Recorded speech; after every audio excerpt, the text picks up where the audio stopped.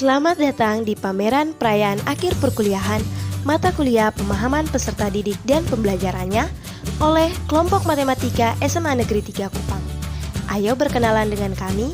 Ada Alexander Dodi Kialasar SPD, Kilvan Iksan Julix Bravangidae SPD,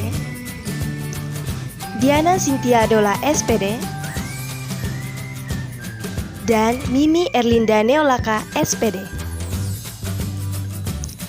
Topik yang dibahas dalam video ini adalah yang pertama, latar belakang masalah atau fenomena yang diamati. Yang kedua, analisis masalah berdasarkan teori. Dan yang ketiga, program pembelajaran yang telah dilaksanakan, dievaluasi, dan direfleksikan. Selamat menyaksikan!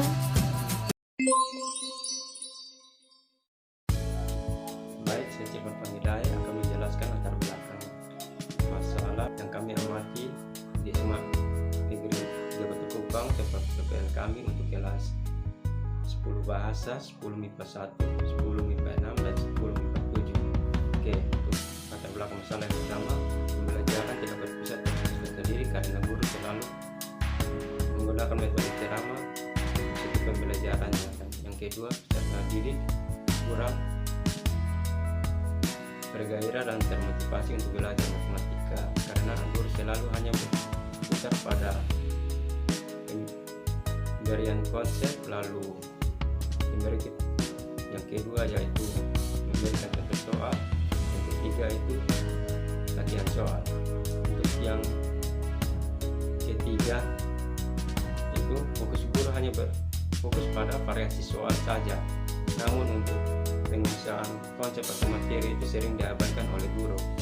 Yang keempat yaitu guru belum memakai media pembelajaran IT untuk materi-materi yang ada sehingga dari itu akan berhasil sulit, seperti contoh materi relasi sudut di kuadran 1, 2, 3, 4 yang harusnya menggunakan aplikasi GeoGebra, tetapi guru hanya menggambarnya langsung di papan. Saya Alexander Dodi Kialasar. Di sini saya akan menjelaskan terkait analisis masalah berdasarkan teori.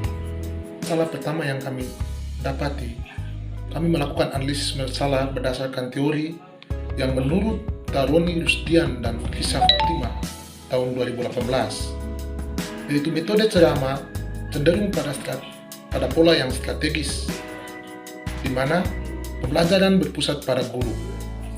Pola interaksi cenderung pada komunikasi satu arah.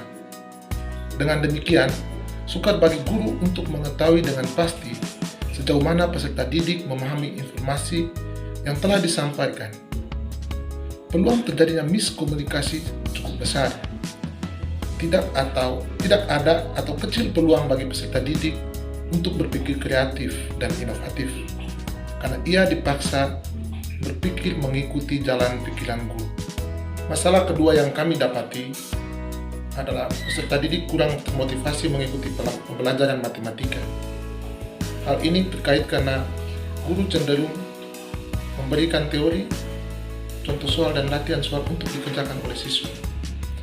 Dari masalah di atas, analisis yang kami lakukan adalah berdasarkan hasil penelitian yang didapat oleh Maswar tahun 2019 menunjukkan bahwa untuk memotivasi siswa menyukai matematika dapat diterapkan dengan strategi pembelajaran matematika yang menyenangkan, berbasis metode permainan, teka-teki matematis, dan cerita-cerita matematika yang menarik, menantang, dan menghibur. Dengan demikian, pembelajaran matematika di kelas menjadi nyaman dan tidak kaku. Selain itu, melalui metode tersebut dapat merangsang siswa tertarik belajar matematika dan merangsang otak mereka untuk berpikir kreatif. Masalah yang ketiga yang kami dapat di sekolah adalah belum adanya penggunaan media, khusus media yang berbasis teknologi. Hal ini menimbulkan siswa kurang dapat memahami materi-materi yang disajikan secara abstrak. Untuk mengatasi masalah di atas, analisis masalah berdasarkan teori yang kami ambil adalah hasil penelitian yang dilakukan Nurhaili tahun 2010, menunjukkan bahwa penggunaan media pembelajaran berbasis teknologi memungkinkan siswa belajar sesuai dengan kemampuan dan kecepatannya dalam memahami pengetahuan dan informasi karena dapat dilakukan secara berulang-ulang atau tetap konsisten. Media pembelajaran berbasis teknologi dapat digunakan sebagai sarana untuk melakukan kegiatan belajar yang bersifat simulasi karena memiliki kemampuan dalam mengintegrasikan komponen warna, suara, dan animasi grafik sehingga mampu menyampaikan informasi dan pengetahuan secara lebih nyata. Halo, perkenalkan, saya Diana Sitiadola. Saya akan lanjut menjelaskan mengenai program pembelajaran yang telah dilaksanakan, dievaluasi, dan direfleksikan oleh kelompok kami, yaitu kelompok matematika di SMA Negeri 3 Kupang, berdasarkan praktik pengalaman lapangan yang telah kami laksanakan. Baik, selanjutnya saya akan menjelaskan mengenai perencanaan yang kami lakukan. Yang kami lakukan dalam kegiatan perencanaan ini yaitu yang pertama adalah kami melakukan asesmen diagnostik, di mana dalam pembelajaran paradigma baru, asesmen diagnostik ini perlu dilakukan oleh guru untuk dapat mengetahui karakteristik peserta didik dan kebutuhan belajar mereka. Namun, apa itu asesmen? Asesmen sendiri adalah upaya untuk dapat mendapatkan data atau informasi dari proses dan hasil belajar untuk mengetahui seberapa baik kinerja siswa yang dibandingkan terhadap tujuan, kriteria, atau capaian pembelajaran tertentu. Nah, dari hasil asesmen diagnostik yang kami peroleh dari kegiatan observasi yang dilakukan selama PPL 1, yaitu dalam waktu 1 minggu untuk kegiatan observasi dan 1 minggu selanjutnya untuk kegiatan asistensi mengajar, kami peroleh bahwa data yang kami peroleh yaitu data gaya belajar peserta didik pada masing-masing kelas yang kami observasi, yaitu untuk kelas 10 MIPA 1 diperoleh data gaya belajar untuk visual 18 orang, auditori 2 orang, dan kinestetik 11 orang.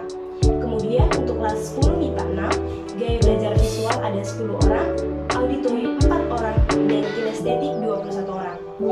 Untuk kelas 10 bahasa, untuk gaya belajar visual ada 14 orang, auditori 6 orang, dan kinestetik 16 orang.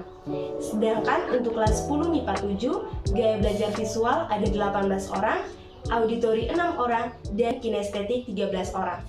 Nah, dari hasil observasi melalui asesmen diagnostik yang telah kami lakukan ini, selanjutnya kami dapat menentukan bagaimana rancangan atau penyusunan modul ajar yang akan kami susun untuk dapat kami gunakan dalam kegiatan pembelajaran di kelas.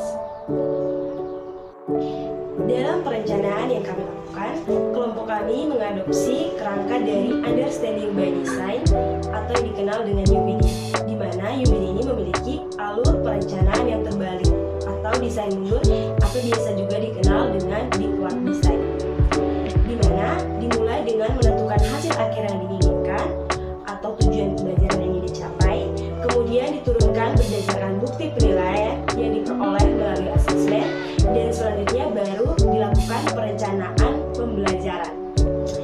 Dalam menetapkan tujuan pembelajaran ini, kami mengikuti dari capaian pembelajaran yang telah diterapkan oleh pemerintah.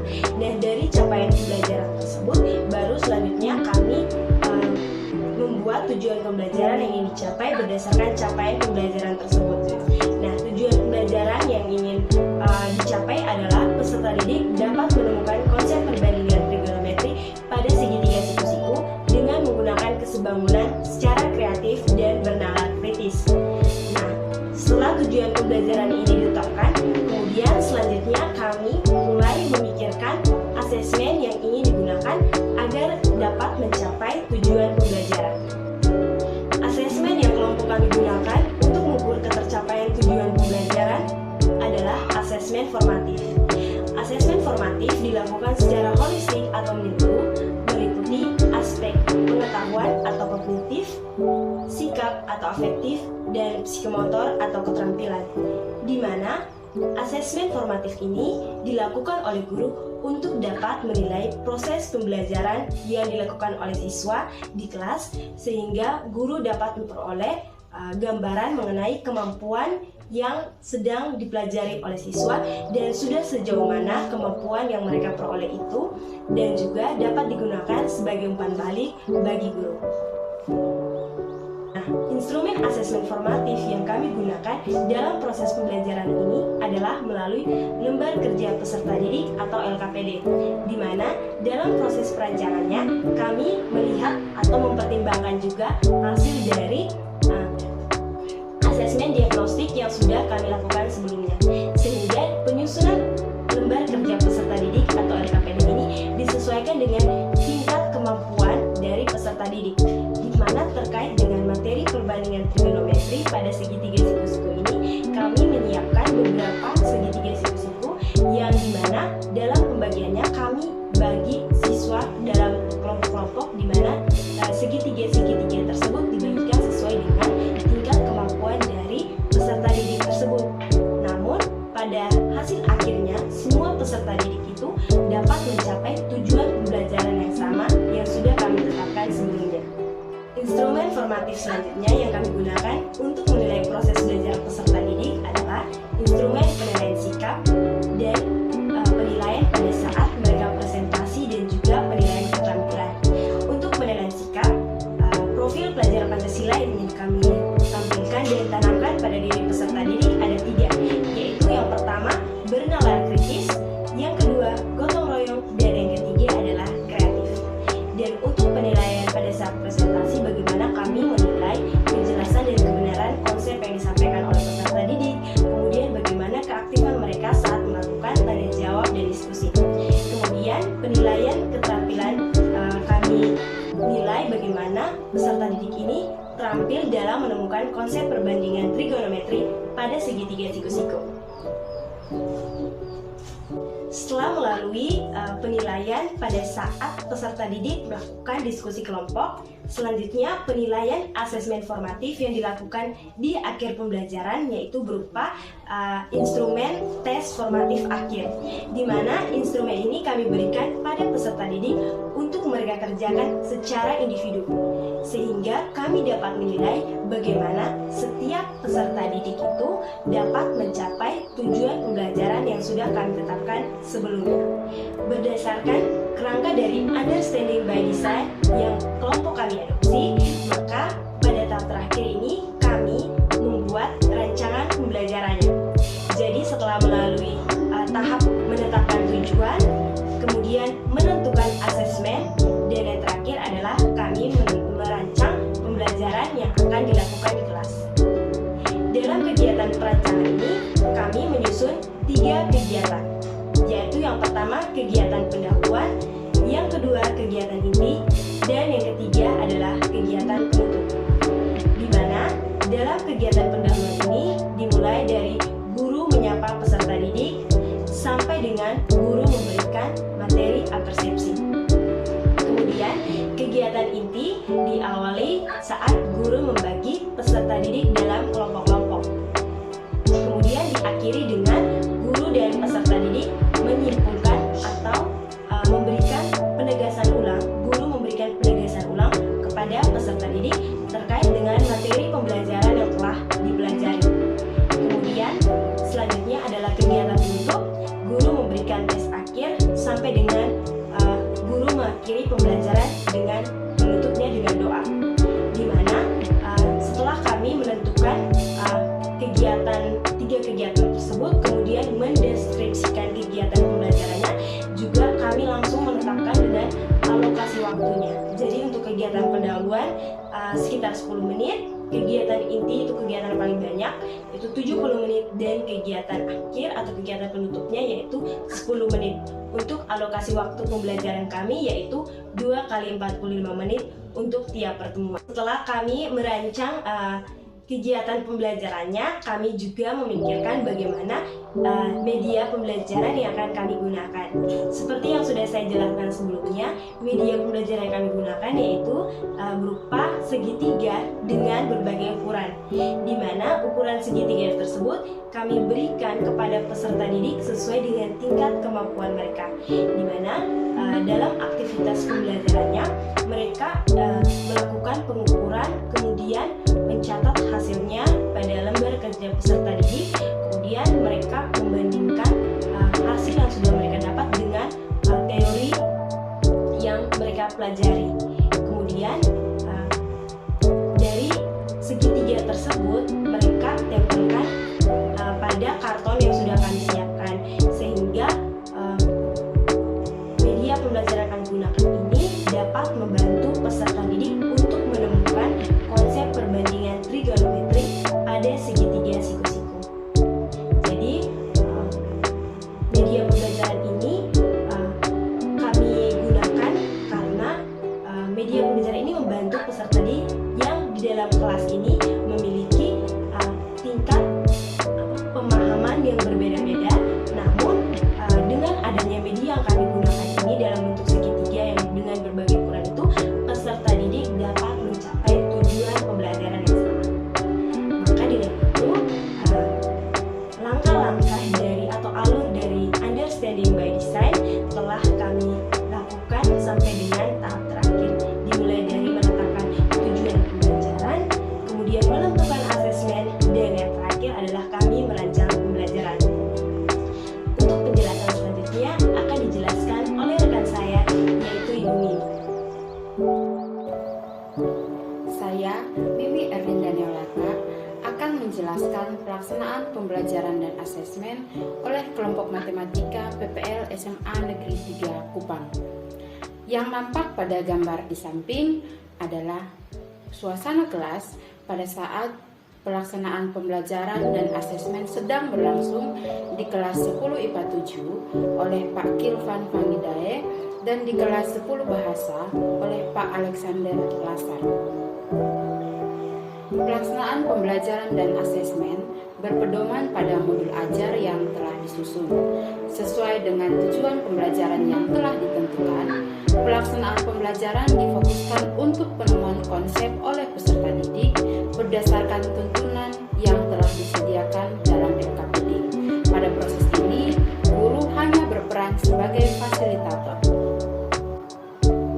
Pelaksanaan pembelajaran difokuskan pada kegiatan diskusi kelompok di mana peserta didik diarahkan untuk bekerja sama dalam tim yang berjumlah 5-6 orang.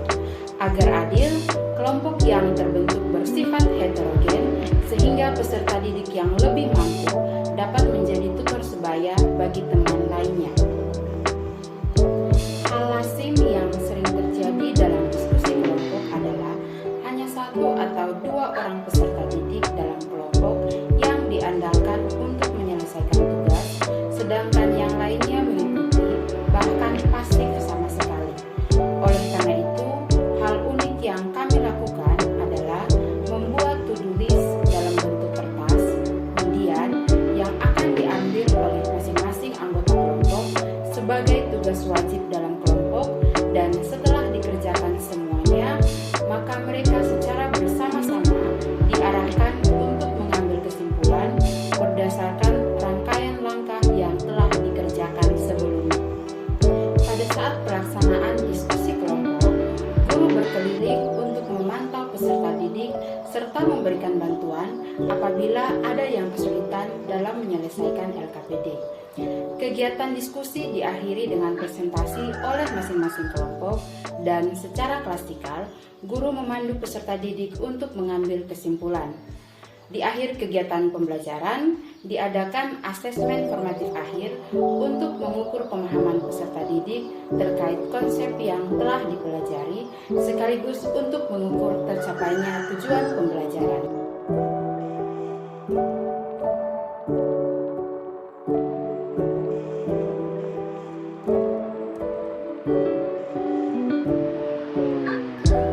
Gambaran lengkap keberhasilan pelaksanaan proses pembelajaran tidak hanya bersumber dari hasil diskusi kelompok dan hasil asesmen formatif seperti pada slide sebelumnya.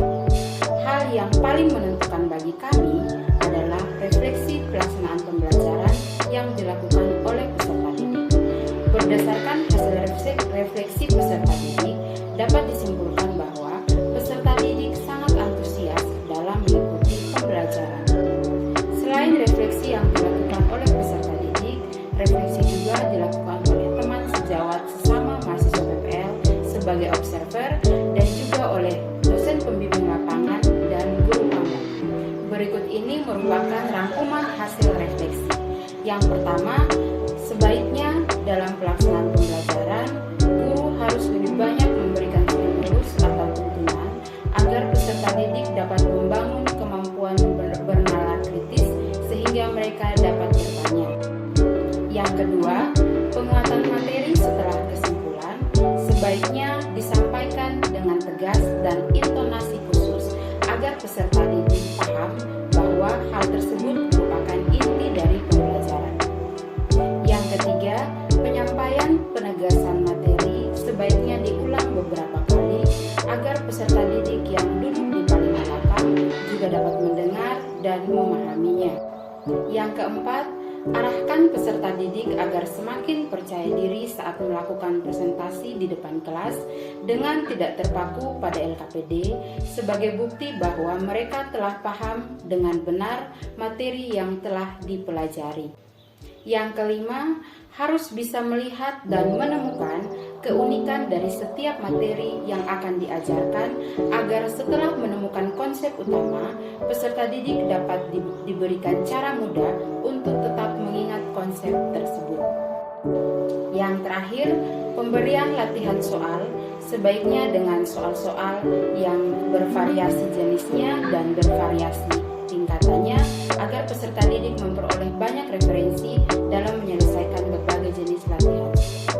Kesimpulan yang diambil oleh kelompok kami adalah pelaksanaan pembelajaran dan asesmen yang telah kami lakukan dapat menjadi salah satu solusi bagi permasalahan atau fenomena yang diamati yang telah dibahas pada bagian pertama.